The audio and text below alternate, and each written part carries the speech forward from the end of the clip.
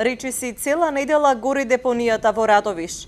Темен чад се надвиснува над градот, а тешкиот мирис ги гуше жителите и им влегува во домовите. Велат дека со денови е така. Го вдишуваат чадот од отпадот кој што се складира во депонијата лоцирана непосредно до последните куќи. Ништо лошо мирис таму и народ се факеше, демек многу патери студија и гаранционалко простова директорото ја да гледа да види како е. И това. Важно сега у добро состојба, јас мислам, за понатаму ќе видим како. На здравјето обавезно на штетуват и таму горат материјали со канцерогени материјали, пластики разни и други работи што се фрлат, што штетат на здравјето. За намерно палење треба некој да обвинеш.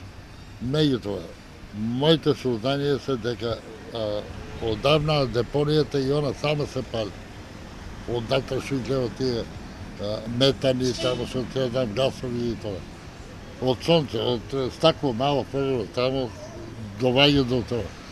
Противпожарните возила постојано гасат, но и по 5 дена пожарот не е целосно изгаснат.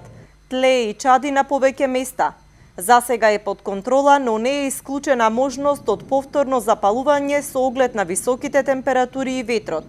И полицијата е на терен и собира докази за причините за пожарот, за кој постои сомневање дека е предизвикан од човечки фактор. На ридовите зад нас се протега градската депонија Сушица во Радовиш. Ние се наоѓаме пред таблата која што го означува влезот на депонијата. Овде се уште се гледаат остатоците од пожарот кој што бесне веќе неколку денови. Но на самиот влез нема ниту порта, ниту пак чувари кои што го обезбедуваат влезот во депонијата.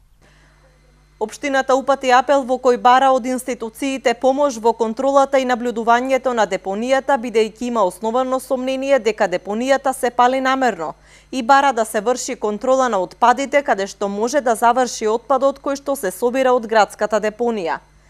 И покрај активностите на надлежните институции, низ депонијата се уште се движат собирачи на метал и пластика.